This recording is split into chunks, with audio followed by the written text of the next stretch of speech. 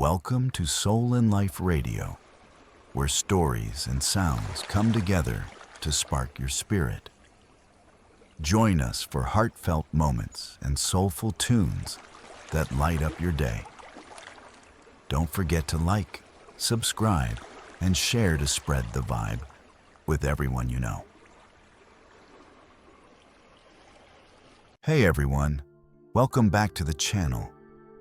Have you ever been lying in bed, trying to fall asleep, and your brain decides, hey, remember that thing you did in 2015? That really dumb thing? Yeah, that feeling, that hot, full-body cringe that makes you want to physically shrink. We've all been there. We've all made choices that, in hindsight, were just awful. But a mistake is just an event. A hard lesson is different. A hard lesson is the pattern you finally learn after you've made the same kind of mistake over and over again.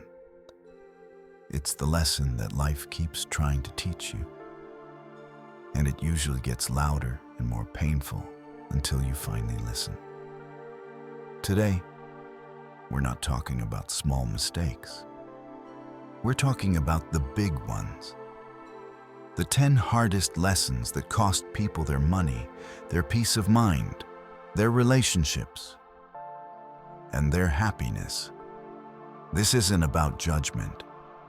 I've made some of these. You've probably made some of these.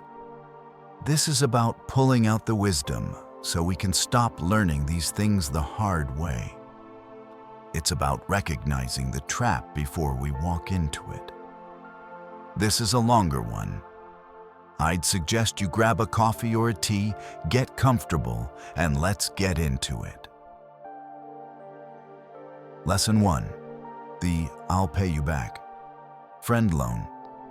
Let's start with a classic, the friend loan. Here's how it goes. Your friend, let's call him David, comes to you. He's in a jam. It's always a jam. He's a good guy. You've known him for years. He says, man, I hate to ask, but my car broke down and I need $800 for the repair. I get paid next Friday. I'll pay you back then, I swear. Your stomach tightens. You have the money, but it feels weird. But David is your friend. You're more afraid of the awkwardness of saying no than you are of losing the money. So you say, yeah, man, of course. Don't worry about it. You send the money. Next Friday comes and goes. You don't hear from David. A week later, you text him. Hey, man, just checking in. He replies hours later. Oh, hey, so sorry. My check was short. Can I get you back next pay period? Fast forward 6 months. You've been paid back $50. You see him on Instagram posting pictures from a bar. And now, you're not friends. You're a creditor. He's a debtor. You resent him for not paying, and he resents you for the power you hold over him. The hard lesson isn't about the $800. The hard lesson is that you didn't lend money. You paid $800 to end a friendship. The psychology. Why do we do this? Because we're conflict avoidant. We want to be the good guy, the savior. But when you mix personal relationships with financial transactions without clear boundaries, you poison the relationship. The takeaway. There is a golden rule here, and you need to memorize it. Never lend money you are not 100% prepared to give away as a gift. If a friend or family member asks, and you have the money and want to help, you look them in the eye and say, I'm not going to lend this to you, I'm going to give it to you. If you can pay me back one day, great. If you can't, it doesn't change our friendship. This is a gift. If you can't afford to do that, the answer is respectful. I love you, but I'm not in a position to lend money right now. You're not a bank. Stop acting like one. Lesson 2. Hiring or partnering with your best friend. This one hurts because it starts from such a good place. You have a great idea for business, a podcast, a t-shirt company, a food truck. And who better to do it with than your best friend, Sarah? You guys are perfect. You finish each other's sentences. You call her, Sarah, I have a crazy idea. Let's open that bakery. She's in. It's all high fives and late night planning sessions. You're going to be different. You're not like those other friends. 6 months in, you're not different. You, the host, realize that partner means you show up at 4 a.m. to bake. And Sarah thinks partner means she'll come in around 10 a.m. to handle the marketing, which is just posting on Instagram. You realize you have a different work ethic, a vastly different work ethic. But what can you do? It's Sarah. You can't have a hard conversation with her about performance because she'll get defensive. You can't fire her because she's your best friend and the maid of honor at your wedding. So you just let the resentment build. You start doing her work for her and you hate her for it. The business struggles and the friendship is already dead. The hard lesson: business is not friendship. A good friendship is based on emotional connection, shared history, and mutual support. A good business partnership is based on complementary skills, a shared vision, and, most importantly, a mutual capacity for handling stress and conflict. The psychology. We fall into this trap because we're optimistic. We think our friendship is so strong it can handle a business. But we're not testing the friendship. We're testing our business compatibility, which is a completely different thing. The takeaway. If you are ever going to go into business with a friend or family member, you do it like you're going into business with a stranger. You get a lawyer. You draft a rock-solid partnership agreement that defines everything. Who is responsible for what? How is the money divided? How much time is each person required to work? And the most important question, what is the exit plan? What happens when one of you wants out? If your friend says, "Come on, we don't need a lawyer, I trust you," run. Lesson 3. The sunk cost trap. This is the mistake that keeps us in bad jobs, bad relationships, and bad life paths for decades. The sunk cost fallacy is a cognitive bias where we continue a behavior or pursuit as a result of previously invested resources, time, money, or effort. Here's the story. Brian is in his 3rd year of law school. He is miserable. He hates the reading. He hates the competition. He can't imagine being a lawyer. But he's already $150,000 in debt. He's already spent 3 years. He's in too deep to quit. So, Brian doesn't quit. He graduates. He passes the bar. He gets a high-paying, high-stress job at a firm he despises. He spends the next 40 years of his life doing work that drains his soul, all because he couldn't waste the 3 years and $150,000 he spent in his 20s. The hard lesson. The time and money are already gone.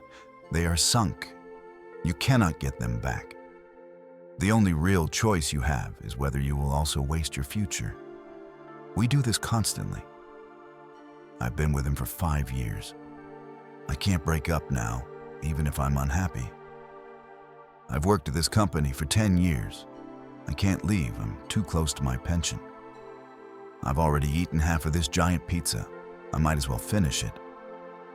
The psychology. Our brains are wired to hate losing. In fact, behavioral psychology shows we feel the pain of a loss twice as strongly as the pleasure of an equivalent gain. Quitting feels like admitting a loss. So we double down on a bad decision, hoping to turn it around. which is just throwing good money or time after bad. The takeaway. You need to learn to ask yourself one simple question. Forget everything you've invested. Ask this. Knowing what I know right now, if I were starting from zero, would I make this choice? If the answer is no, then you have your decision.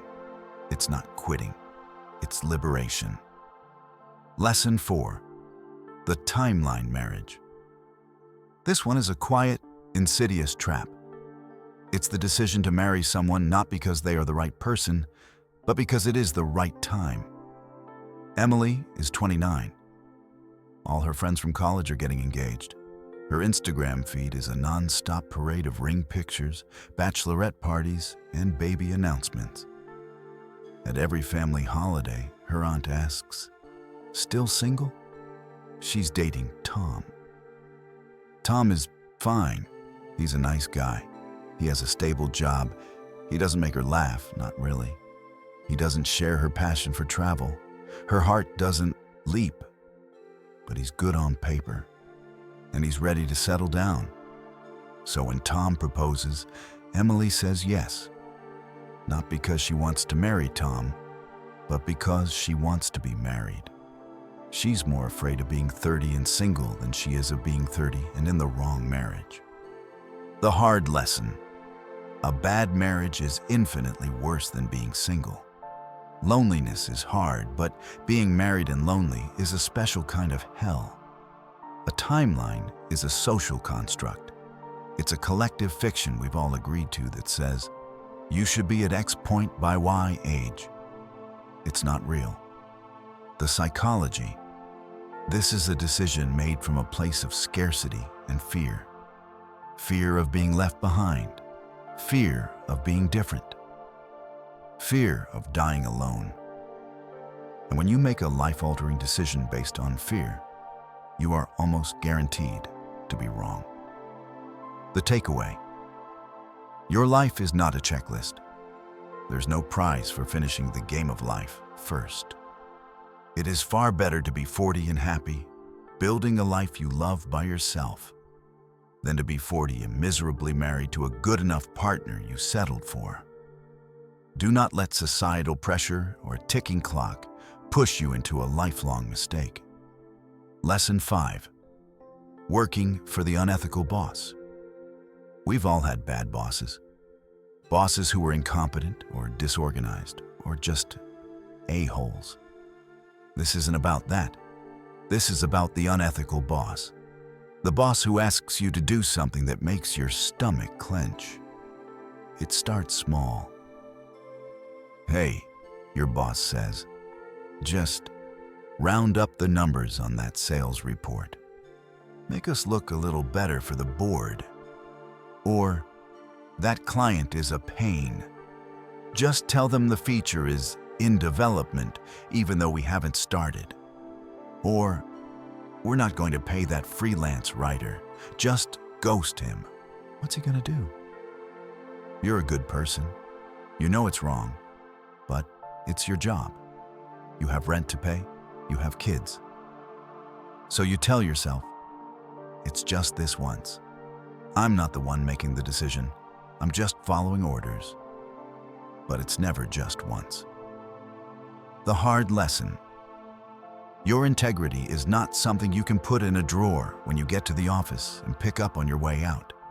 You become what you tolerate. The psychology. We justify our actions through a process called moral disengagement. We tell ourselves, it's not my fault. I'm just a small cog in the machine, or everyone else is doing it. We do this to reduce the cognitive dissonance of being a good person who is doing a bad thing. The consequence. The high salary they pay you. That's not for your skills. That's the price they're paying for your complicity. And one day, when the company goes down, who do you think they'll point the finger at? The loyal soldier who signed the paperwork. Your reputation and your self-respect are the two things you build your entire life. They are the only two things you truly own. Do not sell them for a paycheck. Lesson 6. Trying to save someone. This is the hard lesson of the heart. This is for all the fixers out there. You meet someone. They're amazing, charming, intelligent, and a total mess. They're a project. They're in debt, or they have a drinking problem, or they're hopelessly lost in their career. And you see their potential. You think, all they need is someone who believes in them. All they need is my love. I can save them. So you become their cheerleader, their therapist, their financial planner, and their alarm clock. Your entire life starts to revolve around managing their life. And for a while, it feels good. You feel needed, you feel heroic. But a year later, you're not their partner. You're their parent, and you're exhausted. And they're not changing. In fact, they might even resent you for it. The hard lesson: you cannot help someone who does not want to help themselves. Read that again. You cannot love someone into changing. You can't fix someone's childhood trauma. You can't make an unmotivated person ambitious. The psychology. This is the savior complex, and it's often a sign of codependency. It feels selfless, but it's often a way for us to feel in control and valuable. We're drawn to broken people because it makes us feel whole or needed. The takeaway: you are not a rehabilitation center. You are not a therapist. You are a person in a relationship. Your job is to be a partner, not a project manager. The most loving thing you can do is to hold someone accountable for their own life. Support, yes, but save? No. You will burn yourself out trying to set someone else on fire. Lesson 7. Keeping all your money in a savings account. This is the hard lesson that our parents and grandparents taught us, and they were wrong. Or at least, they were right for a different time. The lesson was, work hard, spend less than you make, put the rest in a safe, secure savings account. Don't gamble in the stock market. It feels safe. You're not losing money. You see the number in your bank account and it's stable. But there is a silent, invisible thief that is robbing you blind every single day. Its name is inflation.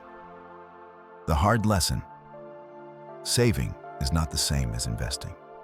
Money that is not growing is shrinking. If your savings account is paying you 0.5% interest and inflation is running at 3% or 5% or 8%, you are losing purchasing power every single year. That $100,000 you've so proudly saved, next year, it will only buy you $97,000 worth of stuff. The psychology. We are driven by a fear of loss. The stock market looks scary. It goes up and down. It's gambling. A savings account feels certain. But we are so afraid of short-term volatility that we are guaranteeing a long-term loss. The takeaway: you have to change your mindset. Savings accounts are for emergencies. Your 3 to 6 month emergency fund? Yes, keep it in a high-yield savings account. Investing is for your future. Any money you don't need for the next 5+ years must be invested. You don't have to be Warren Buffett. You just need to open a retirement account and regularly buy a simple, low-cost S&P 500 index fund. That's it. You are now participating in the growth of the economy instead of being a victim of its inflation. Lesson 8. Being a people pleaser, aka having no boundaries. What's the difference between being nice and being a people pleaser? A nice person does something for you because they want to. A people pleaser does something for you because they are terrified of you being upset with them. The people pleaser is the person who says yes to everything. Can you help me move this weekend? Yes, even though they're exhausted. Can you take on this extra project at work? Yes, even though they have no time. Can you? Yes, yes, yes. They do this, thinking it will make people like and respect them. The hard lesson, it's the exact opposite. A lack of boundaries doesn't earn you respect. It teaches people that you have no limits. Being a people pleaser doesn't make you nice. It makes you dishonest. You're saying yes on the outside while screaming no on the inside. And all that unsaid no builds up into a massive, toxic mountain of resentment. And then, one day, you explode over something tiny like someone using the wrong mug, and everyone thinks you're the crazy one. The psychology. This is a deep-seated fear of rejection and conflict. We learn it in childhood. We learn that good kids are the ones who don't make trouble, who are agreeable, who put their own needs last. We carry that into adulthood, believing that our value is tied to our usefulness to others. The takeaway: no is a complete sentence. You do not need to justify it. You are not responsible for managing other people's emotional reactions to your boundaries. The people who get upset when you finally set a boundary, they're the ones who are benefiting most from you having none. A boundary is not a wall. It's just a gate. It's you deciding who you let in and when. Lesson 9. Trusting in trust alone. This one is a cousin of hiring your best friend, but it's about transactions. It's the handshake deal. It's, hey, I'm buying a house. I'm going to put my brother on the title with me, just to make the loan easier. We're family. I trust him. It's, I'm starting a business. My partner is handling all the finances. I don't want to look at the books. It's not my thing. I trust him. It's, I'm doing a huge project for a client. They're a friend of a friend. We don't need a contract. A handshake is good enough. No, it is not. The hard lesson: people are people. And when large amounts of money or property or business are on the line, people change.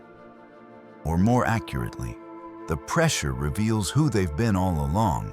The brother on the title, he gets married. His new wife doesn't like you. Now, you can't sell your own house without her permission. The partner handling the books, he's been embezzling for years. The business is bankrupt and you're on the hook for the debt. The client, they decide they're not happy with the final product and refuse to pay. The psychology, we avoid contracts because we think they're unfriendly. We think asking for a contract is the same as saying, I don't trust you. The takeaway, this is a complete reframe. Good contracts make good friends. A contract is not for when things are going well. A contract is for when things are going terribly. It's a pre-written agreement on how to dissolve the partnership before you hate each other. It's not about distrust. It's about clarity.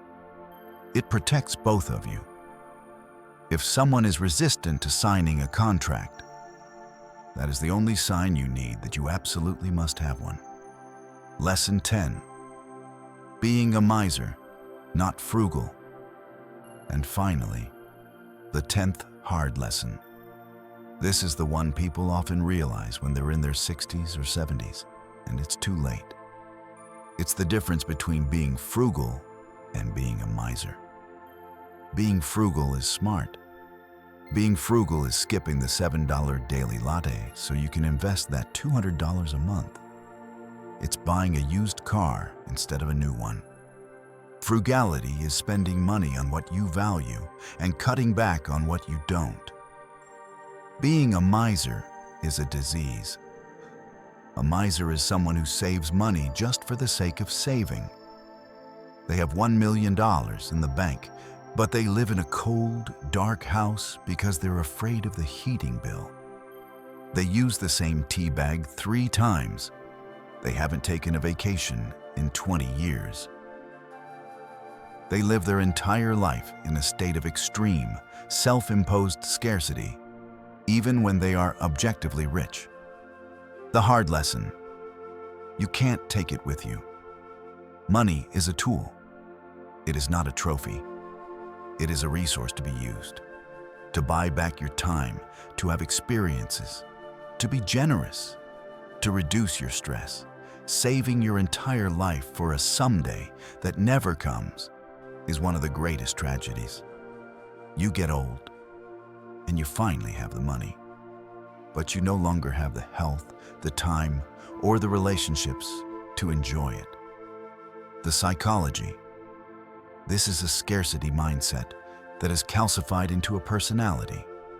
It often comes from growing up poor, but it gets locked in. It's a deep, irrational fear that the other shoe is about to drop. So you must hoard every penny. The takeaway: you need to learn how to spend. I'm serious. You need to practice. There's a great concept called die with zero. The goal isn't to die with the biggest pile of money. The goal is to die having had the richest, most fulfilling life your money could provide. Don't be the richest person in the graveyard. Conclusion. So there they are. 10 of the hardest lessons life will try to teach you. The friend loan, the best friend business, the sunk cost trap, the timeline marriage, the unethical boss, the savior complex, saving versus investing, the people pleaser, the handshake deal, and the miser. If you're watching this and you've made one of these mistakes, welcome to the club. We all have. You are not dumb. You're human. There's a famous saying, a smart person learns from their mistakes. A wise person learns from the mistakes of others. The goal of this channel, the goal of this conversation, is for all of us to try to be a little wiser, to learn these lessons by listening, not just by losing. You have the power right now to make a new choice, to set a boundary, to leave the bad job, to have the hard conversation. This was a long one. If you're still here, thank you. I want to hear from you. What's the hard lesson that you learned that wasn't on this list? Or which one of these hit you the hardest? Let's talk about it in the comments. The comment section is part of the conversation, and we can all learn from each other. If this video helped or made you think, do me a favor and hit that like button. And if you're not already, hit subscribe for more conversations about how to build a smarter, more intentional life. Thank you so much for your time. Be kind to yourself, and I'll see you in the next one.